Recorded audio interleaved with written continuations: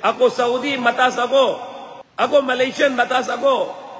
Ako Maranao, mataas ako. Mababa kayo. Ako Tausug, mataas ako. Mababa kayo. Hindi pwede sa Islam. Pantay lahat ng Muslim. Kung sabi mo ako taga-Pakistan, mataas ako, hindi pwede to.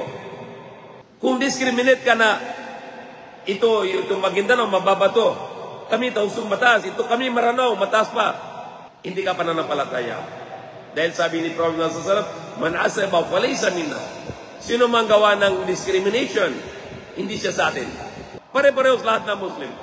Pinaka-importante sa buhay natin ng ugali.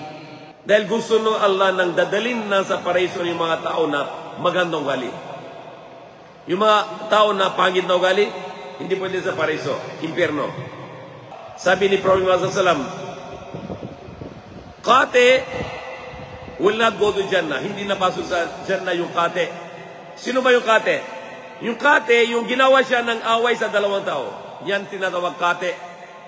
Na ginawa, chismisiso na yun, dalawang tao mag-away na. Dalawang kapatid maging kalaban na. Dahil sa yung kate.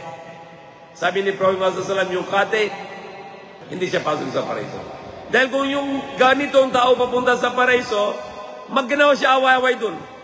Chismis, giba, backbiting, malaking kasalanan. Halimbawa sa Ramadan, sabi ng kahit isang drop ng tubig, batal yung fasting, di ba? Sabi nila, mag-ablution ako, tapos pasok tubig, anong nangyari? Kung mali yun, walang batal yan, kahit pasok tubig mali, walang problem yun. But isang Muslim dito sa masjid, kasama isang Muslim sa masjid din, mag-chismis sila na yun sa isang kapatid. Kakala nila, okay pa yung fasting. Ano sabi na Allah sa Quran? Kung ginawa mo chismis sa kapatid mo, wala siya na yun. Sabi na Allah sa Quran, para ka ng kain ka ng karni ng kapatid mo na patay. Nasa Quran yan sa Surah Al-Hujurat. Yan na kasalanan ng chismis. Huwag na chismis.